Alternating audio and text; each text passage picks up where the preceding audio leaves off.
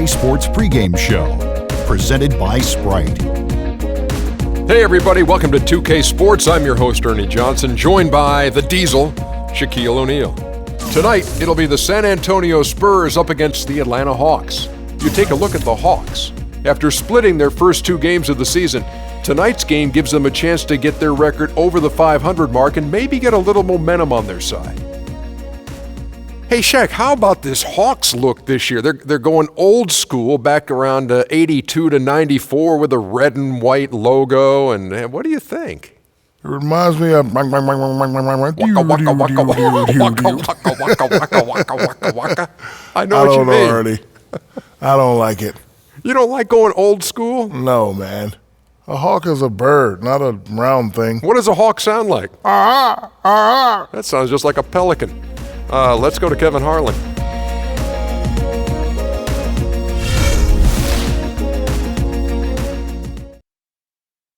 And now for your San Antonio Spurs! A 6'11" center from Brazil, number 22, Thiago Splitter.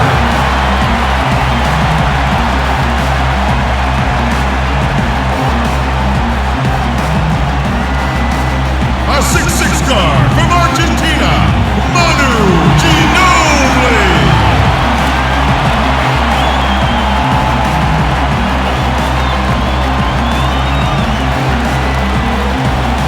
A 6'7" forward from San Diego State, number 2, Kawhi Leonard.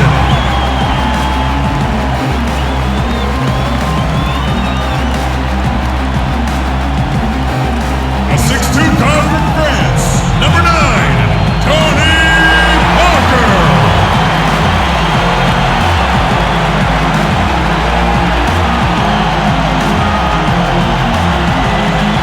A 6'11" forward from Wake Forest, number 21, Tim Duncan.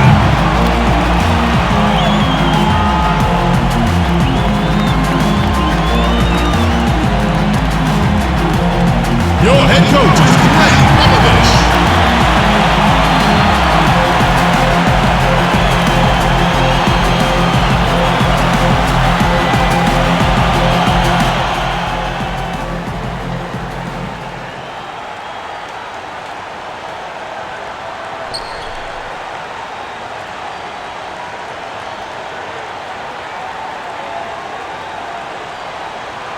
The Spurs play before the hometown crowd here live in San Antonio, Texas. Looking at San Antonio, they took the win in their last game against the Suns in Phoenix. And they put it all together in that game. It added up to a phenomenal win. It was an emphatic win for them, especially considering that it was on the road. No question, by the way, that it was their offense that carried them. Steve, I love the way they attacked at every opportunity. They never were on their heels, and eventually that allowed them to pull away. All fueled up and ready to go. Brought to you by Gatorade. Let's check out who's on the floor. And so in the game for the Hawks, Millsap at power forward with Horford at center. Teague and Korver in the backcourt, and it's Carroll in at the 3 slot. And Splitter pulls it down. A lot of big things happened for Kyle Korver last year, but the one that sticks out in my mind is that he was able to tie and then break the record of 90 consecutive games with a made three-pointer. Says a lot about him as a player, his work ethic, and his consistency. Now here's Leonard. He had a 15-point outing in their last game against the Suns in Phoenix. He's not their first option, but not a bad fallback either. And Atlanta has possession. Defeated by the Pacers in their last game, they'll try to put that one behind them. Well, they heaved up a lot of ill-advised three-pointers in that loss. Guys, they were way too trigger-happy from downtown. Yeah, and that's not the area on the court where you want to be forcing shots from. Heck, you were a great three-point shooter, and you know that, Steve. Yeah, I mean, it comes and goes, but you can't just rely on that when things aren't going your way. And for Korver last season, his streak ending at 127 games with a made three, and it was his most efficient season, Clark, as far as his scoring. Well, he was over 90% at the line, and he hit from everywhere on the floor. I mean, an absolute laser from behind that three-point line. You look at his shot chart, and it's a big field of green, which is made buckets. You can't give him that shot. I mean, a few open looks are all it takes, and he can really get rolling. Parker kicks to Ginobili. Duncan outside. Parker outside. He feeds it to Splitter. Just 5 on the clock. And he gets the bucket. Splitter's got his first bucket in this one.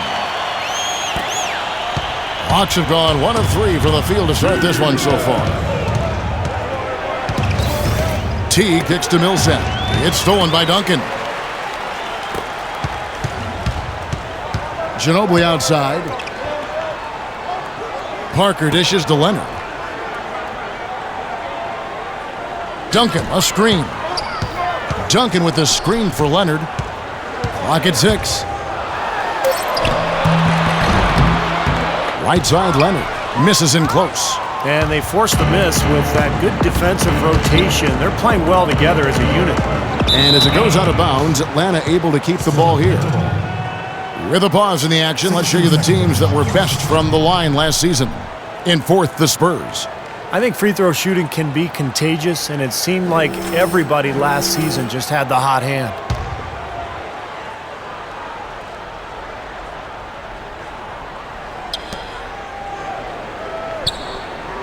Teague against Parker. Teague with the ball. Really struggled in the loss against Indiana. 4 on the shot clock. And so he earns a trip to the line. Officials saw the contact and he'll shoot 2. Jeff Teague, one of the quickest and most elusive point guards in the NBA. He's incredible in transition, and where he's really improved is in the half court. He's figured out how to carve up defenses off the dribble. And Teague, a top-tier penetrator, a nice teardrop in the lane. And he's an improved passer too, Kevin. I like the confidence he's starting to play with now. Getting into the lane, he's elite when it comes to the assist-turnover ratio that point guards are measured by. And he continues to expand his offensive game as well.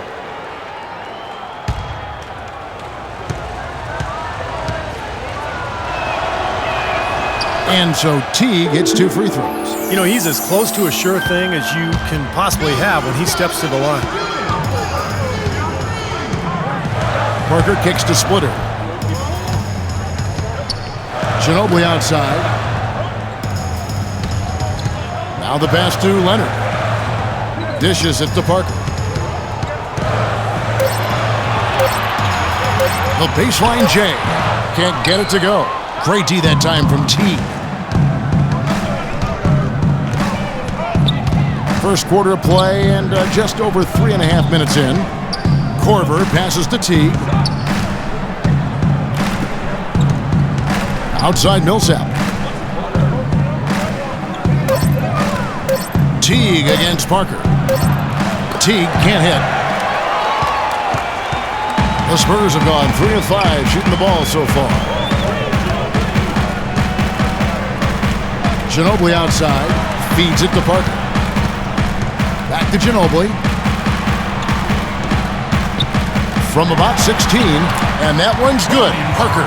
He presents a defender with a serious challenge, always. The Hawks trail by 4. Here's Teague to the left side wing. Horford dishes to Teague. Millsap left side. That's good, and so Teague with the assist. Here's Parker. He had 10 points in the win against the Suns in Phoenix. To the paint. Got a piece of it.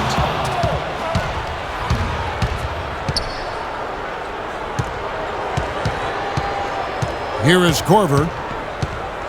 Outside Millsap. Pass to Korver. Shot clock at 6. From the stripe. No good. And the Spurs going the other way now. And this game, the first chance they've had to see Atlanta. This was a good matchup for them last season. They came out on top in each of the 2 games they played against them. Now here's Duncan. Coming in off a 21-point game his last outing. In the corner, it's Ginobili. And there's the 3-second call, this one on the defense.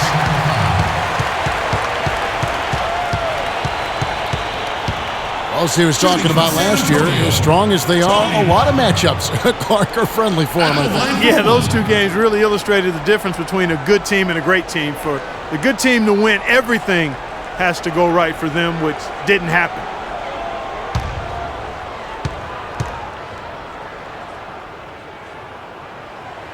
And the technical free throw is good. You know, there aren't a lot of easy matchups out in the Western Conference. From top to bottom, the West is loaded. But the Hawks did a great job of beating some of the weaker teams out West when they did see them. And San Antonio calls the first timeout of the game. And for a lot of teams in the East, that is all you can do, Clark. Just beat the weaker teams in the West. Well, that's a concession I know a number of teams in the East don't necessarily want to make. But if you're middle-of-the-road East team like the Hawks, that's really all you can try to hope for.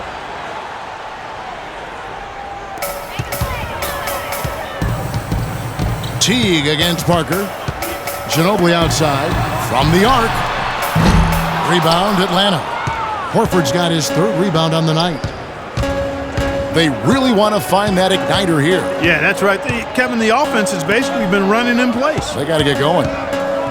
Here is Korver. Back to Teague. Just 5 to shoot. Millsap sets the pick for Teague. Off target from the wing. Spurs leading by 3.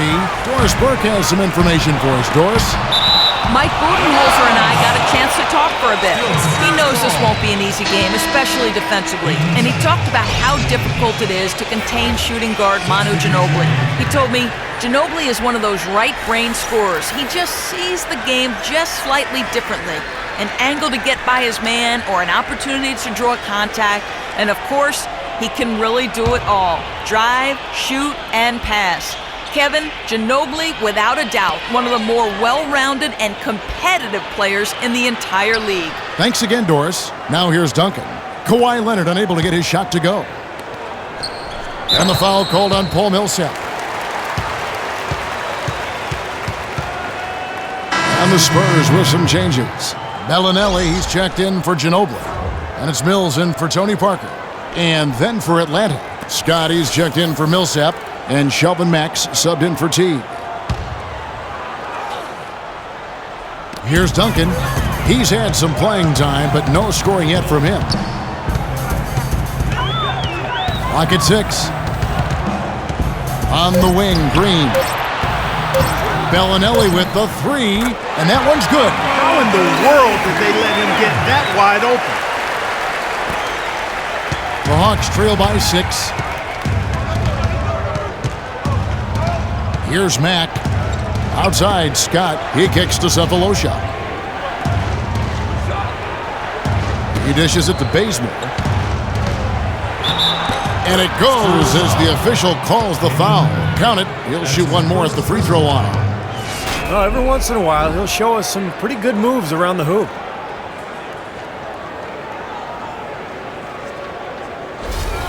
Payne, he's checked in for Al Horford. The Hawks shooting their third free throw attempt of the game.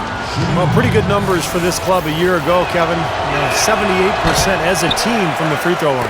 And you can't take those numbers lightly, fellas. I mean, their free throw shooting made a difference for them in a lot of their games last season. Here's Diaw. Now Cephalosha. He's coming off a 13-point game against Indiana.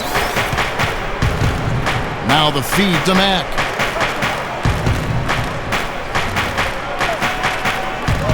Passes it to Scott.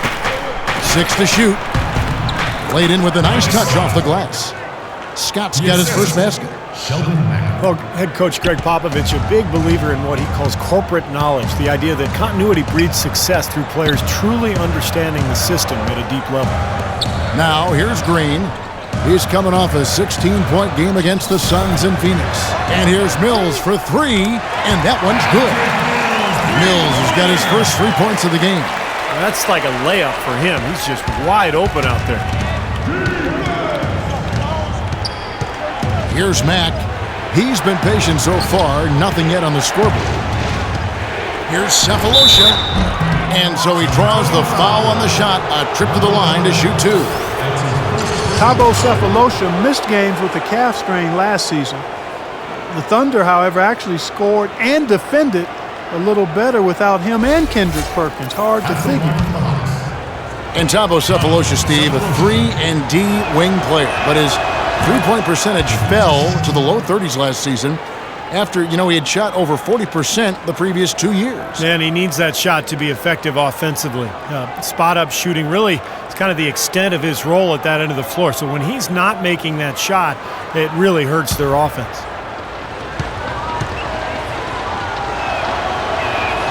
He hits both from the stripe. Spurs leading by 3. A minute 50 left in the first quarter. Diaw, the screen. Back to Green. Takes it from 10. Shot clock at 6. And Diaw gets it to go. The assist by Green.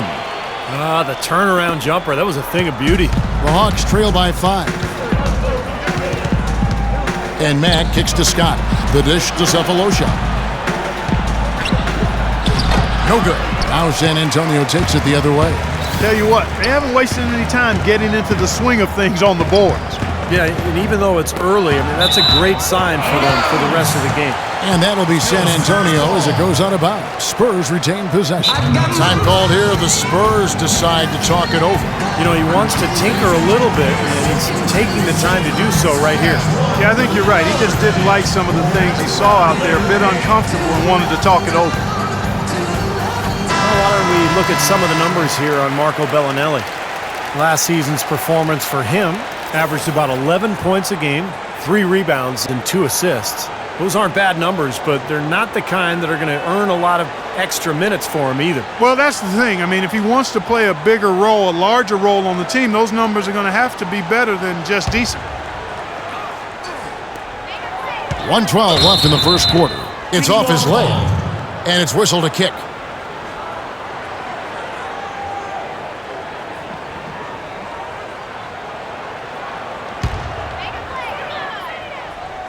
Duncan with the screen for Green.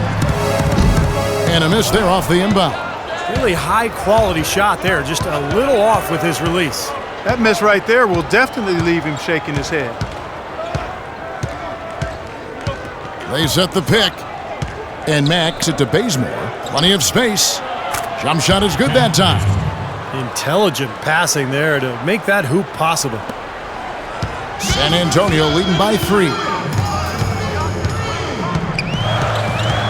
And here's Mills. Pass to Green. Into Tim Duncan. And you can count it. He'll go to the line with a chance to make it 3. And you love the concentration. Gets hit, but stays with the play. Yeah, he showed a lot right there. Plenty of concentration, finding a way to get that shot to fall. Well, for Tim Duncan with age, the Spurs have looked to reduce his minutes load during the regular season. But when he's on the court, he remains as efficient as ever. And Duncan last season averaging close to a double-double in less than 30 minutes a game, as dominant on the glass as ever. Tim Duncan. Up the floor. And it's slammed in by Diaw. Well, they weren't going to pass up that chance to get out and run following the steal. They better not. They've got to pad their lead any time an opportunity presents itself. And I'll tell you what, that was a golden one there. Payne can't hit. San Antonio's gone 2 or 3 from deep so far in this game. Kicks it to Mills. Belinelli passes to Duncan. And he gets it to go. They built a big lead here early. Both defensively and offensively. They've been terrific right from the tip.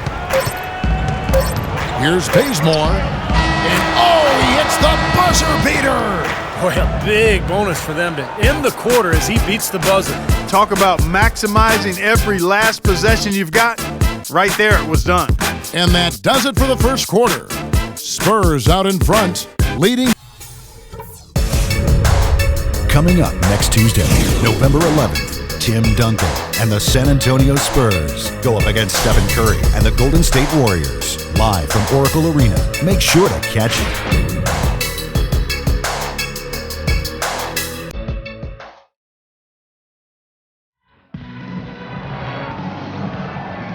And the first quarter is in the books. Second about ready to get underway. And before we move on, what do you guys think about what we've seen so far from the Spurs? Solid first quarter for this club. They came out strong and they put together some nice momentum here. Steve, I like the looks they've gotten on offense. A lot of good ones.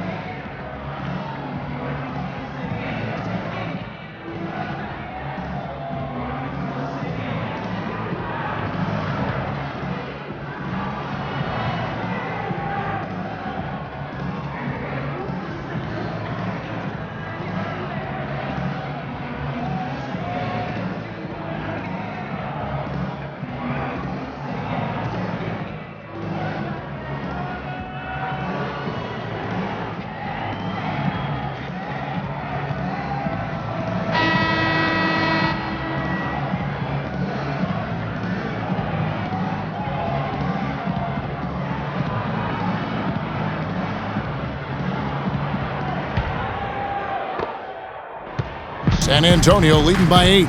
Ginobili and Leonard on the wings. Splitter is out there with Boris Diaw, and it's Parker in at the 1. That's the San Antonio 5. Offensive rebound. Here's Splitter. Up and in on the layup. Splitter's got the first basket of the second quarter for the Spurs. Well, they've only got a slight edge in rebounding when you look at the numbers, but it certainly feels a lot bigger than it is. Well, the score has a lot to do with that, Clark. Just based on that, you'd think the rebounding gap would be huge. Now here is Horford. The shot is off. Leonard attacking. Ginobili dishes to Diaw. Tipped away. Leonard. And another shot.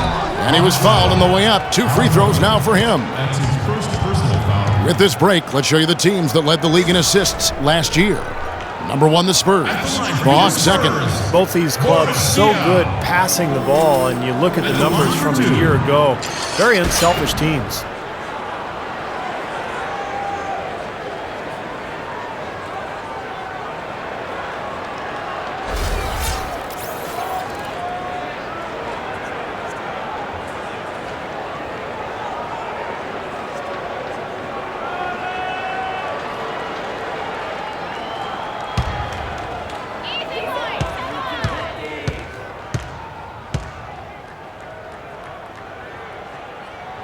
And that one falls for Diaw.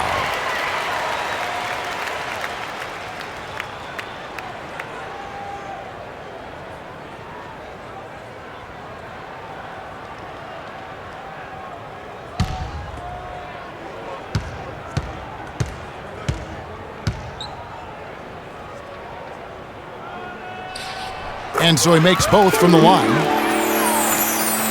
The Hawks trail by 12. You know, the Spurs, because of their way of conducting business and their low-key personality, have never really been ratings darlings for the NBA, despite being considered and respected as a model franchise in the league. The team's color of silver and black, I think, fits their style. It's not really flashy or gaudy, but it does point out their business-like approach and how precise they play and how much they win. Just 3 to shoot. That's a 2 from Parker. Rebounded by the Hawks. Horford's got his 4th rebound in this one. They could use a big shot here to get this offense going. Sure could, Kev. I mean, too many empty trips. They need some points. Outside Teague. He feeds it to Horford. Gets the leaner to fall. Horford's got his 2nd bucket of the night. And you look at the Spurs' lack of branding, if you will. It starts from the top down, from Coach Popovich to Tim Duncan. They don't court media attention. They're close to the vest, all business, all about winning. And the Spurs look for a certain kind of player, Clark. I know you're interested in this. The players they get are uninteresting in the spotlight. Pop calls them guys that have gotten over themselves. That's a great way to phrase it, because they're others-focused and not self-focused. And that's something that really lends itself well in a culture which glamorizes the I and not the group. And you can see it in the Spurs. They are all about business And all of the extra stuff is not what appeals to them. They're interested in winning and having fun and enjoying each other, and that's why they're a championship organization and team. That's a good blueprint. Yes, it is.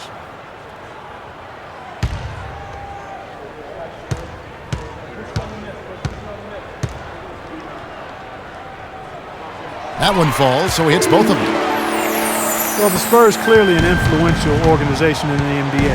So many individuals who've worked in San Antonio, whether it be as players, assistant coaches, or in the front office, have gone on to leadership roles on other NBA teams. I think that speaks volumes to what that group has been able to do in winning at a high level.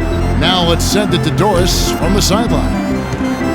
Well, guys, Kawhi Leonard is notoriously quiet, but his teammates don't seem to mind and understand that's just who he is. Coach Popovich said, on the 1 to 10 Mr. Quotable scale, I'd say he was a 1 last year. This year, I think he's a 1.75. Guys, Tiago Splitter summed it up. He doesn't talk much, but he plays great. That's why he's a champion, Doris. Thanks.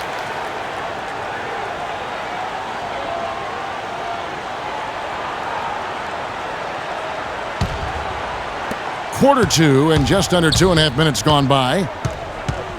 And you look at all the head coaches and front office executives who have come out of the Spurs organization. They are sprinkled guys throughout the NBA. And, Steve, almost half the teams in the league have some kind of fingerprint from the Spurs. Well, it's a copycat league, and, the Spurs winning culture, all the cross-pollinating that goes on in the NBA and the relationships. And I think in the end, the result is good for the league. You want as many well-run franchises as possible. And San Antonio has possession, following the bucket by the Hawks. Here's Diaw.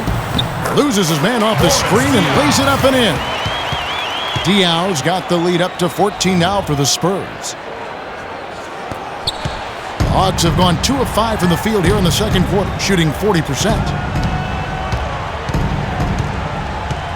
Here is Korver. He's covered by Ginobili. T kicks to Horford. Carroll passes to Millsap. 6 on the shot clock. Kawhi Leonard comes up with the rebound. And Steve, not only is their lead big, but their advantage on the boards is huge too. Yep, well deserved. I mean, they have worked their tails off on the glass. Now here's Leonard. 14 points, their largest lead in the game.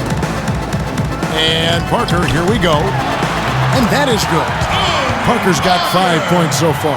Might as well just take it into his own hands and make that big lead even bigger. The pass to Millsap. To the paint. That's tipped. Leonard with the steal. In transition, here come the Spurs. It's stolen by T. Horford dishes to Korver.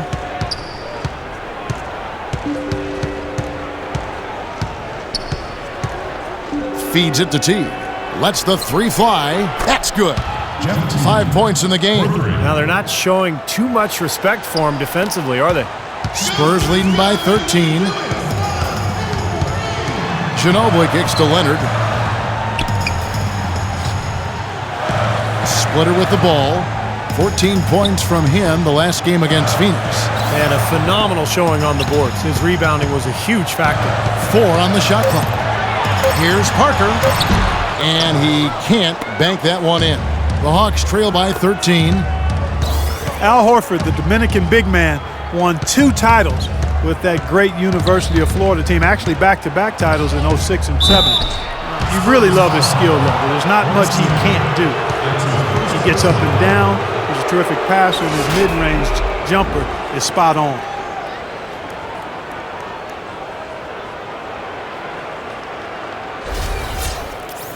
And Steve, for Horford, consistently a threat from mid-range. It's curious that he has struggled at the free throw line the last couple seasons. Yeah, it must be something mental, because you think about what a good shooter he is from the outside. Some people have even thought maybe he should shoot threes from time to time. But the free throw line struggles, that's something that's bothered a lot of people over the years, and usually it's a mental block of some sort. The Spurs making a switch here. Joseph's checked in.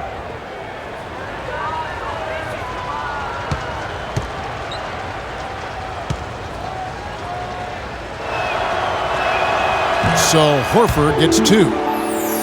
Well, the Hawks not just competitive, but also with some financial flexibility. That's been a goal with their front office. And they put themselves, Kevin, in a good position. And this is a team that I think can make some moves going forward. Now here's Leonard. Off the pick, and he dunks it after the pick frees him up. Boy, that's some physical basketball out there. I'm glad I'm not in the middle of that.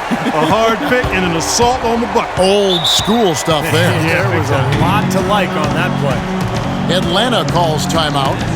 And the Hawks, in creating their cap space, had to part company with some of their star talent. Joe Johnson, Josh Smith. That's their 2 leading scorers in consecutive seasons. Moving on, and yet they've stayed on the winning track. Doris Burke has an update for us. Doris? I was able to listen in on what Mike Budenholzer had to say to his team. He said a big part of their focus should be on offensive rebounding, to get bodies to the glass at that end of the floor and work hard for second chance points. He also talked about creating good looks on the perimeter, saying, we can hurt them from the outside. That should be a focus. Being in the position they're in, probably a smart move to go to the clipboard and switch things up while we're still in the first half. Kevin? All right, Doris. Well, I tell you what, you have to be impressed with the resiliency of this Hawks team. Losing Johnson and Smith, then Horford goes down to a serious injury, and yet they've battled through and really, in many cases, have exceeded expectations. Major defensive lapse right there. I mean, he's not a player you can leave open for a jump shot. You've got to stay attached to him. They're lucky he couldn't punish them for it. Now here's Teague. He has 5. Dishes it to Korver. Here's Carroll. And again, it's Atlanta. They can't afford to give him that kind of look. Well, it came off a good screen, but still, as a defender, you've got to fight over the top of that. Here's Joseph. Still getting warmed up offensively. No buckets yet in the game for him. Diaw, the screen. And that'll be San Antonio as it goes out of bounds. Spurs retain possession. Let's take a little closer look at Jeff Teague, some of his numbers. Very nice season for him last year. He averaged about 16 points a game last year, 6 assists and 2 rebounds. And he's really been pulling his weight. I mean, we're finding his name in a lot of different columns in their box score. Yeah, and that's what they're looking for from him, Steve. He doesn't have to be the star, just somebody with solid contributions across a wide range of areas. Now, here's Diaw. 12 points for him.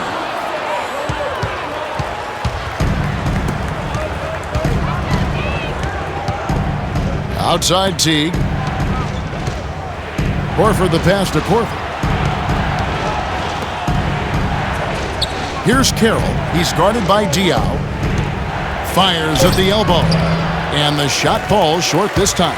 Spurs leading by 9. Leonard kicks to Joseph.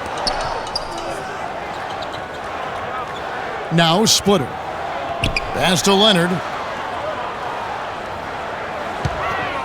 Right side Leonard. Right side Leonard. Finds the bottom of the bucket from 13 feet out. Leonard's got 4 this quarter. He shouldn't be afraid to take that shot more often. He's solid from there. Coach Mike Budenholzer got early consideration for Coach of the Year award honors in Atlanta before a rash of injuries just sidetracked their season, but a promising young head coach, really sharp. Now here's Teague. He's got 5. Carroll dishes to Teague. The 3 from Korver. And Splitter pulls it down. Splitter's got 6 rebounds in the game. 1:53 left now here in the second. There's a screen. And Leonard has it in the corner. From 11 feet away. Second shot opportunity. Splitter, that's good. They have to box out better than that. I mean, that putback is just another example of the difference between these two teams today. Here's Teague. Rebounded by the Spurs. Diaw's got his 3rd rebound tonight. Coach Budenholzer still in his early 40s and led the Hawks to a scrappy performance in last year's playoffs. I was very impressed with the job he did as the head coach of the Atlanta Hawks in his first season. They were forced to go small with the injuries along their front line, so he went with a spread out, small ball style of play, great spacing, movement offensively, and really was effective with it as they pushed the Pacers to the brink in that first round playoff series. Here's Teague. Kawhi Leonard making his last shot. Here's Korver for 3. It's rebounded by Boris Diaw. Diaw's got his 4th rebound with that last one here tonight. Their free throw attempts have really fallen off here in the second quarter. Not as aggressive. Yeah, if they want to avoid going into the half with this deficit, they need to stop settling for these long jump shots and attack the rim. So San Antonio going with an almost entirely new group here. Tim Duncan, he's checked in for Splitter. Belinelli comes in for Boris Diaw. Daniel Green, he's checked in for Manu Ginobili. And it's Mills in for Corey Joseph. Kawhi Leonard has been talked about and mentioned as the future of this San Antonio Spurs team. 23 years old is all he is, and already a great defender and a much improved shooter from his days at San Diego State. And he gets the bucket. There is no way a player like him can be left wide open like that. Did you pay attention to the scouting report? Here's Mills. Right wing.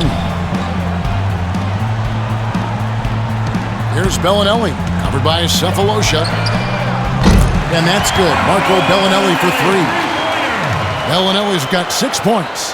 Keeping up the pressure here. I like that. When you have a lead, don't let up. Yeah, this game could be over soon if they keep pounding it the way they are. Here's Bazemore. And it's off from 3-point range. The 3 from Mills. Oh, the buzzer beater. Amazing. How about the killer instinct on display there? Wow. He didn't even flinch. Just buried it like it was any other shot. Unbelievable. And so a pretty lopsided game through the first half. It's San Antonio ending the second quarter with a massive 16-7 run. And time now to go courtside as we send you over to Doris Burke from the sideline. Doris? Well, Pop, a solid halftime lead here. How were you able to keep their offensive firepower in check so well in that second quarter? I thought missed a couple of shots and missed some easy shots. So they helped us a great deal. So we were pretty fortunate that quarter. Pop, thanks for the time. Guys? All right, Doris, thank you. And stay with us, folks. We'll be back just after halftime to get the third quarter underway.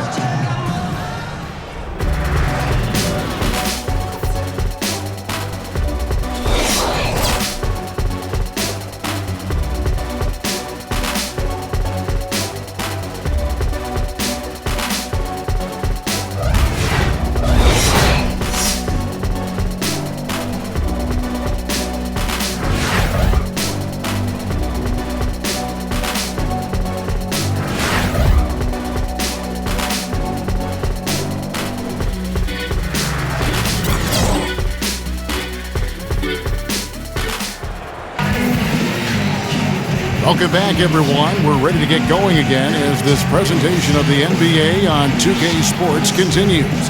Players are topped off with Gatorade, hydrated, and ready to get going again as well. Kawhi Leonard really has his fingerprints all over this one. He has that slasher mentality, guys. We saw all the evidence of that in the first half as he continually got to the rim and scored. Yeah, he had the jetpack on today, Steve, blowing by the defender no matter who they put on it.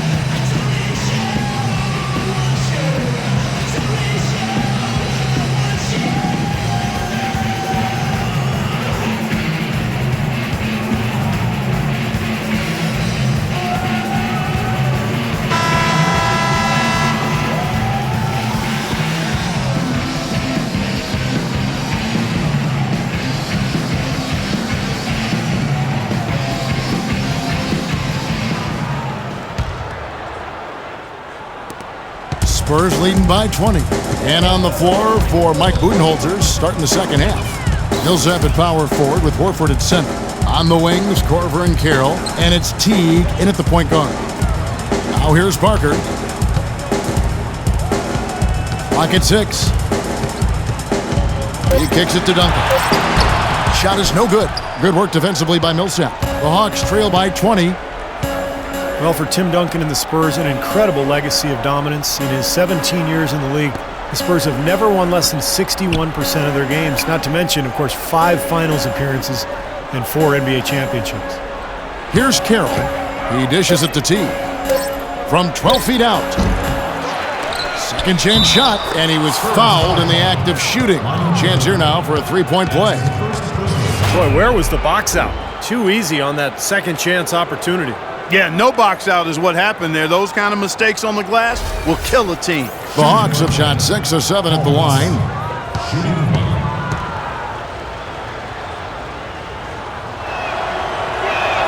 And that one falls for Paul Millsap. And the Spurs have done an amazing job, Clark, over the years surrounding Duncan with the right kind of talent. And Tim Duncan has done a great job leading and making adjustments in his own game. They're a team with great scouting and development of their players. You talk to players who've been there. That's one of the things they rave about, Kevin, is they get the attention for their individual development. And all of their players were not lottery picks. Most of them were mid, late, first-round picks, some second-round guys, and it's just another example of doing it the right way at the highest level. And Doris Burke has something for us. Hey, Doris. Well, guys, Coach Greg Popovich, the reigning coach of the year, a big part of his approach is empowering players. He says, quote, "It's a player's game, and they've got to take charge." Rather than try to manipulate them, he said, "It's a great feeling when players get together and do things as a group." Kevin? Thanks, Doris. You know, giving his players room to lead and allowing them to take ownership, I mean, I think that's part of the genius of Popovich. Now here's Leonard. Jeff Teague unable to get his shot to go. And the Hawks have not defended well against Leonard. 12 points and 1 steal. You just can't find fault with anything he's done here. The effort, the energy, his production, his defense, it's all there. All hustle, non-stop effort from him, all over that 94 by 50-foot box. And this is his second trip to the line in the game. And he was up over the 80% mark from the free throw line last year. I'm sure he was pretty happy with those numbers. Yeah, you know, that was one spot where they didn't have to worry about him at all. I mean, at the free throw line, he was automatic.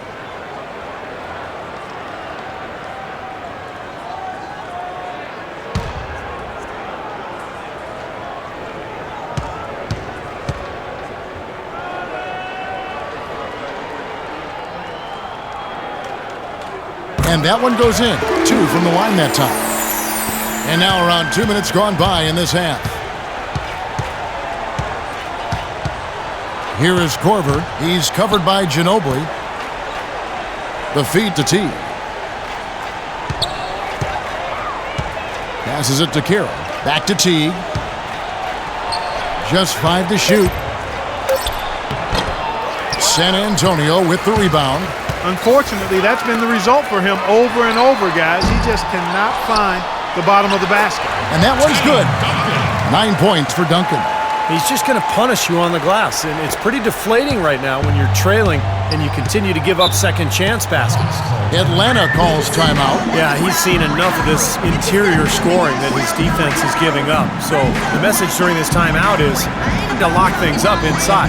You know, sometimes a group can just get spaced out on defense. They're not connected and playing 5 as 1, and usually a timeout can help you refocus and recalibrate that defense. Let's go quickly over to Doris Burke for an update. I was able to listen in on what Mike Budenholzer had to say to his team. Teamwork was the theme of the discussion in that huddle. He said, quote, "Good shots are there for us on the perimeter if we share the ball, work it around, and find the open man." He said also that their offense needs to be a patient one. He told them, don't rush things. Use as much of that shot clock as you need to. Coach was not wasting any time in altering their strategy here in the second half. And Kevin, he's going to have to hope those changes take effect quickly. And thank you for that, Doris. You know, regardless of who starts the break, it seems like he's usually the one to finish it. And that's because of how well he attacks the rim on the dead run. Teague, the pass to Korver. That's good, and so Teague with the assist. Korver's got his second basket of the game. He had a whole lot of space to get that shot off. Yeah, I don't think the defender did a good job there of getting over the top of the screen. Time called here. The Spurs decide to talk it over. Well, if any team had the opportunity or the excuse to pack it in and call it a year, it was the Atlanta Hawks. I mean, they lost their star player for the season, but still found a way to fight through and make it into the playoffs in a very tough division.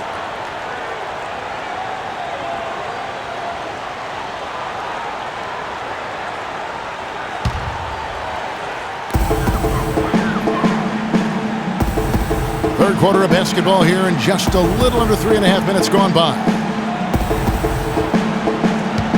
Duncan kicks to Ginobili. Another one falls for San Antonio. And realistically, guys, the Hawks never were going to do anything in the East, as the Pacers and Heat were the class of the conference. But, Steve, they established a winning environment in a year when they really could just, just glide it on by. Yeah, and they gave Indiana all they could handle in that first round, too, Kevin. I think it's important to establish the style of play, which Mike Budenholzer did, and now you build off that, and you continue to grow as an organization. Here's Ginobili after the basket by Atlanta. Fires from deep. Count the bucket. Ginobili's got 5. Well, they've been so sound offensively in the second half. I love the way they're playing. Yeah, there's really no comparison in the shooting percentages between the teams since the break. Now here's Teague. He's got 5. And yes, sir, that one drops. And San Antonio has possession. Parker outside. There's the dish to Duncan. It's tipped, and it's out of bounds. The Spurs able to retain possession here. Now a quick look back to last year's numbers for Kawhi Leonard. 10th in steals, and he was also a top 20 shooter from the field, so really a nice all-around offensive year for him. And, Steve, I don't think you can overstate his steal numbers. I mean, they're way up there, and it's a credit to his concentration and his quickness and his aggressiveness. Parker's shot is off. Hawks have gone an even 50% from the floor here in the third quarter. 4 of 8.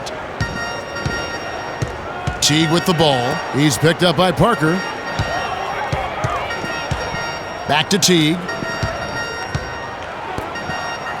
Nice ball movement here by Atlanta. Clock at 4. Atlanta needs to get off a shot here. The offensive rebound. Horford's shot is good. What an impossible shot to block in the post. The defender, giving up so much size, there's no way he's going to get a hand on it. Parker outside. Has to split it.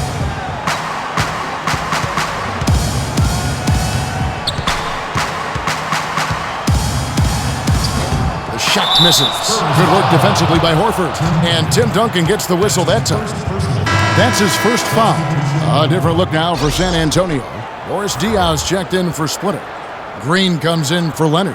And it's Joseph in for Manu Ginobili. And then for Atlanta, Cephalosha comes in for Damari Carroll. And it's Kent Bazemore in for Kyle Korver. Teagues it to Bazemore. Picked by Horford. In the corner, Cephalosha with it. He feeds it to Bazemore. And the pass to Horford. Fades and shoots. That's good. Horford's got 4 this quarter. Still went down, but with no defense anywhere near him, he might as well just go straight up. No need to fade away. Al Horford, 6'10", 250, really a natural power forward who's been asked to play at center for his whole career. He's shown himself willing to battle bigger players inside, but you got to think he'd welcome a chance to switch back to the 4 spot. Here's Bazemore. 9 points in the game so far. Outside Teague. Millsap dishes to Teague. Kicks it to Bazemore. 3-pointer. And that comes off the assist by Jeff Teague. Bazemore's got 12. It seems that every pass they make is leading to a score here. I mean, that's just exquisite ball movement. Yeah, they're making the right play, they're working together, and they're just looking for the best shot they can every possession. And that's a difficult shot in the face of a defender that towers over. Well, he almost seems to enjoy those mismatches, Steve. It gives him a chance to show what a strong finisher he is. Atlanta calls timeout. Well, you watch the Spurs and see how versatile they are, unselfishly finding the open guy. They can be surgical at times in their precision. It's not a surprise that they dominated the Eastern Conference last year and year to year here recently. Mills, he's checked in for Tony Parker. And then for Atlanta, Payne, he's checked in for Horford. Scott comes in for Paul Millsap, and Mack subbed in for Jeff Teague. Now here's Payne. No scoring yet from him, but that's likely to change. And Mack kicks to Scott.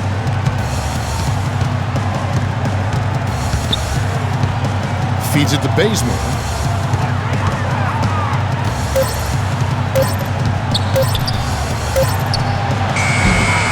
San Antonio with the rebound. Duncan's got 6 rebounds now in the game. As you would expect the Spurs to do, they dismantled the East last year. Top team in the West usually does that against the East, and that was the case with the Spurs. 24-6, best in the West. Now here's Green. Releases from 15, and that one's good. Green's got his first points in this one. Well, he can squeeze himself into the box score every now and then. The Hawks trail by 21. Mack, the pass to Payne. Dishes it to Bazemore. Pass to Mack. He kicks it to Cephalosha. Here's Bazemore. He's got 12. Atlanta again missing. Well, for the Spurs, it wasn't Clark that they were just winning against the East. They were more often than not blowing Eastern Conference teams away. Kevin, they would finish with an average margin of victory just under double digits, and that gives you an idea of how dominant they were versus the East. There were very few teams that they had trouble with. Atlanta with the ball, following the bucket by the Spurs. Now the feed to Mack. He dishes it to Payne. And Mack kicks to Scott. Terrific assist, a nice finish. Solid play all around. No matter what they've tried, the D just has not been able to deny them the ball in the paint. That's been so critical, Clark, because whenever they have gotten the ball into the paint, it's resulted in points, it seems like. Here's Mills. 6 points for him. Pass to Green. Lets it go with a 3. No good. And Atlanta will go the other way with it. It's off to Charlotte for them after this game as they take on the Hornets. That will conclude their brief 2-game road trip. And they got exactly what they wanted against that defense. Spurs leading by 19 points. And Mills kicks to Duncan. There's 42 seconds left to play in the third. The dish now to Diaw. And here's Mills, and he gets it to go. Mills has got 8 points. Defensively, I think they've got to do a better job of bodying them up. Yeah, they're getting outclassed in the paint, at both ends, really. 19 seconds left to play in the third. It's Scott on the wing. He's guarded by Diaw. And that one goes in as he is fouled. It'll be 3 points if he converts at the line. Well, he earned that one. Took the hit and still found a way to knock it down. Yeah, fantastic body control. And the will to get it done. You like that focus. And the Spurs making a change here. The Hawks have been coming through at the charity stripe. They've made 7 of their 8 attempts.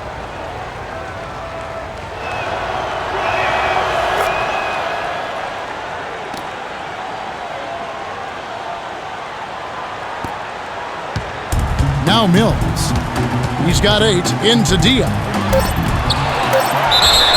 And can't hit the shot, but they're saying he got hacked, so he'll head to the free throw line. Easy call there. No question about that one. You could hear the impact from where I am. The Spurs have shot the ball well from the free throw line, 8 of 9. 2 shots. And that one falls for Duncan.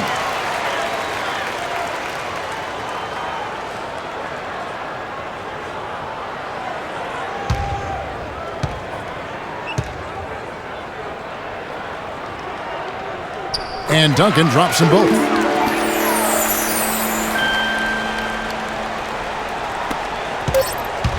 He got it up. Oh, he got it at the buzzer. Knock it down. Shot. Right at the horn. Unbelievable. When a shot like that falls, even the hostile crowd has to crack a smile. And here at the end of the third quarter, it's a double-digit ball game. Spurs lead by. Tune in next Tuesday night November 11th, Kevin Durant and the Oklahoma City Thunder take on the Milwaukee Bucks. Make sure to catch it.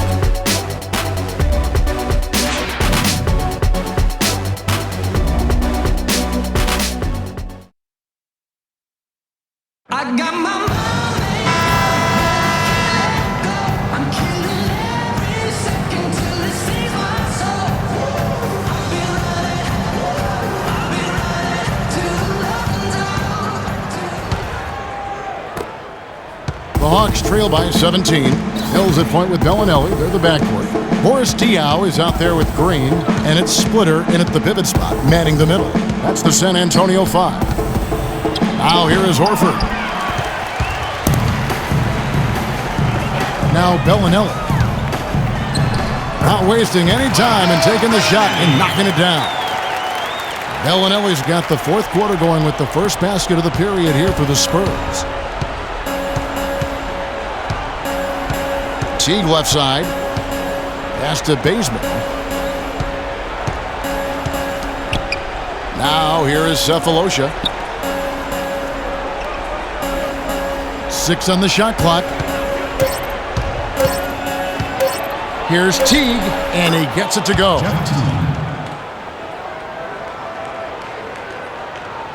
And we've played through about a minute here in the fourth. San Antonio leading by 17. And Mills kicks to Belinelli. He feeds it to Mills. Lets it go from deep. They grab their own miss. Here's the three. And there's Green on the assist by Diaz. And the Spurs lead by 20. He might not get a better look than that all game. You have to get closer to him. He's not going to bite you. Get up in him. Teague dishes to Bazemore. Puts it up from 7. Belinelli pulls it in. Belinelli's got 3 rebounds now in this one. Outside Teague, the pass to Bazemore. There's a good screen. In the corner, Cephalosha with it. Another 3 for Atlanta. That's just a case of two teammates working perfectly together. One setting the screen and the other using it to get that separation. Mills with it. Kicks to Splitter. Over in the corner, Green.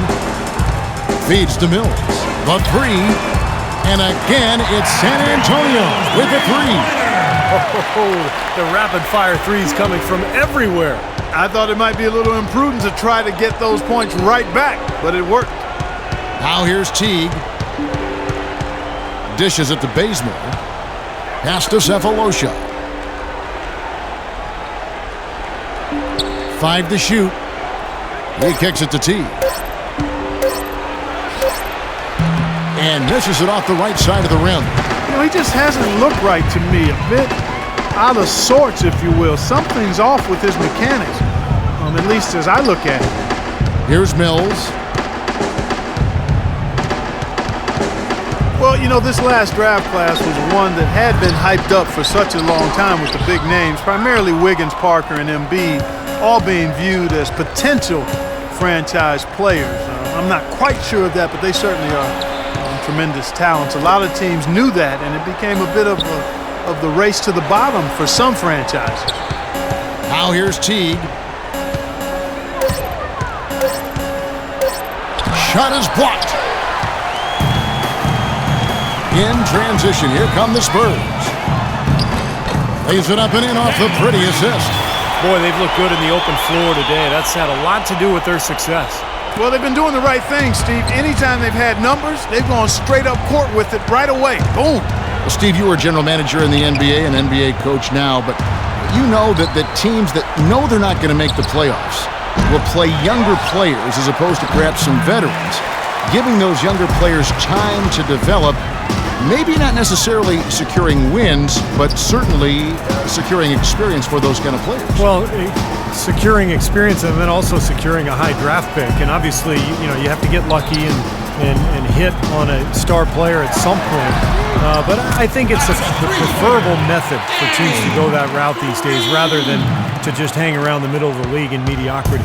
Hawks have gone just 2 of 8 in this fourth quarter. The final quarter not treating them well so far. Now here is Cephalosha, guarded by Green. And Bazemore kicks to Scott. Drops it in from 11 feet. Guys, we see teams taking a more data-driven approach. Analytics now, a big part of things. You see that in the front office. And Steve, that brings in some new faces. Yeah, in fact, in the last 2 years, over a third of the NBA teams have hired new decision makers. So only a couple played in the league, the majority being, more of the analytical type. So there's definitely been a sea change in terms of NBA leadership. So San Antonio going with an almost entirely new group here. Tim Duncan, he's checked in for Diaw. Kawhi Leonard comes in for Daniel Green. Manu Ginobili's checked in for Marco Belinelli. And Parker's subbed in for Patty Mills. And then for Atlanta, Paul Millsap's checked in for Mike Scott. Damari Carroll comes in for Cephalosha. And it's Korver in for Kent Bazemore. Here's Parker. Good on the 13-footer. And for basketball lifers looking for roles in front offices, I think it's natural to feel threatened by the influx of more analytical minds. The feeling is, and I think it's an accurate one, that those analytical minds are favored because a lot of the owners come from a similar educational background in terms of being comfortable with numbers and wanting to measure things more and attach value to measurements as opposed to feel and experience of playing. Now here's Ginobili. Leonard, the pass to Ginobili. Takes the 13-footer, hits some rim on the way in, and the bucket's good. His shot's been pretty accurate today, but he has not had his usual share of opportunities. Well, I don't think the math guys are going away anytime soon in the NBA. I think the best organizations kind of take a holistic approach. They incorporate advanced stats and cap specialists, but there's also a lot of thought in terms of players who fit and experience and youth. It really is kind of one big concoction. San Antonio's gone 3 of 4 from downtown here in the fourth. The feed now to Leonard. That drops, and it comes off an assist from Parker. 18 points for Kawhi Leonard. Well, we've seen that more than a few times. An easy bucket in the lane. Yeah, the interior defense simply has been lifeless. Teague dishes to Korver. Here's Carroll. Millsap a screen. Jacks up a 3. Count the bucket. And that kind of defense is just not going to cut it, guys. I mean, they have to get a hand in his face. The Spurs have gone 8 of 10 from the field here in the fourth quarter. Really getting it done. Parker kicks to Duncan. Well, at this point, early in the season, still so much optimism for the season ahead. We all have our predictions, but there are always going to be some surprises out there, some surprise teams. And that's why we say all the time, that's why they tee it up and play the games. 6 on the shot clock. Here's Millsap. It's hauled in by Ginobili.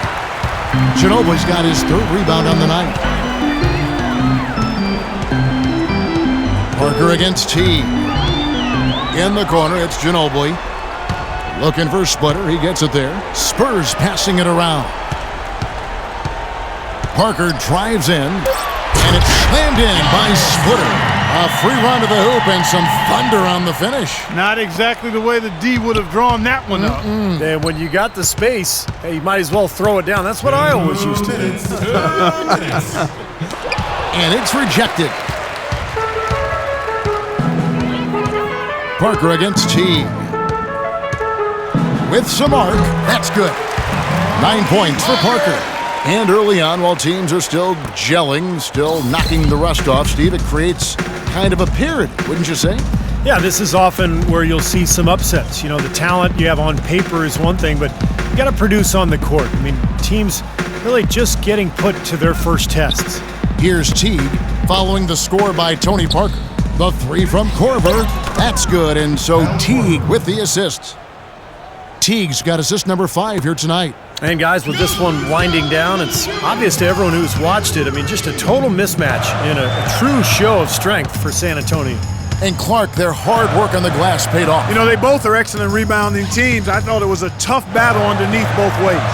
And every win important, and this one will go down as win number 3.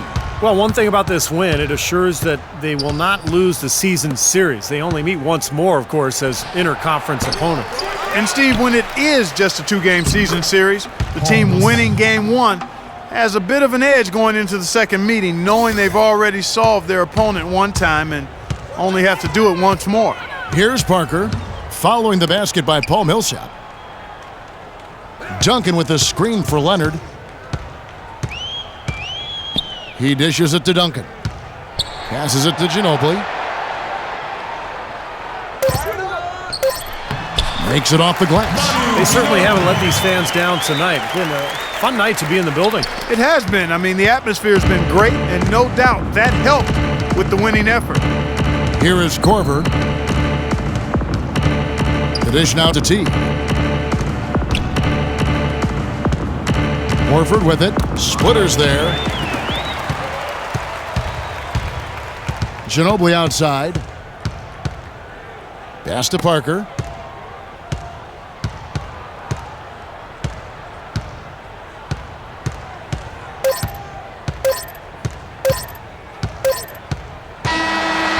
And so it's San Antonio easily taking this one. And this one was such a lopsided victory. They never let up. They were full throttle from the start. And time now to go courtside as we send you over to Doris Burke from the sideline. Doris? Guys, I'm here with Tony Parker. And Tony, there was an intensity to the way this team played. Were you guys amped up? We were motivated tonight. You know, today we were on a mission. We want to make a statement, and we played great basketball, great ball movement. Everybody wasn't selfish. We shot the ball a lot better, and we played great defense. Statement delivered, mission accomplished. Nice win, Tony. Guys, back to you. Thank you, Doris. And folks, that about concludes our broadcast tonight. For Steve Kerr, Clark Kellogg, and Doris Burke, this is Kevin Harlan saying thanks for watching as we leave you with our Jordan Player of the Game, Kawhi Leonard.